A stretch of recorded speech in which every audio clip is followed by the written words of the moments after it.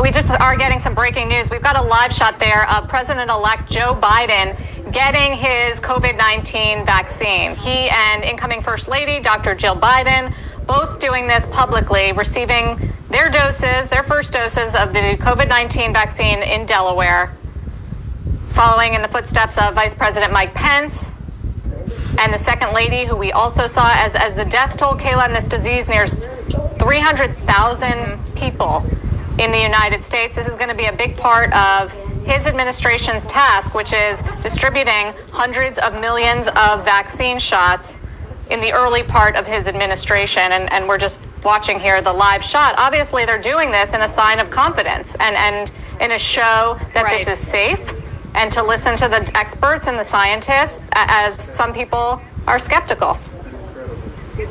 And to that end, Sarah, the president-elect had said that he would get the vaccine whenever Dr. Anthony Fauci, who he has appointed as his chief medical advisor, recommended that he do so. And shortly after he suggested that, Dr. Fauci said that it was in President-elect Biden's interest and the interest of the country from a national security and continuity of government perspective for him to get it as soon as it was possible and as soon as it was available to him. You have also seen leadership on Capitol Hill in both parties receiving the vaccine and being very public about having gotten the vaccine, trying to show that this is not something, as polls indicate, is something that one party would support and another party would not support, trying to say this is something that every American should get as soon as it is available.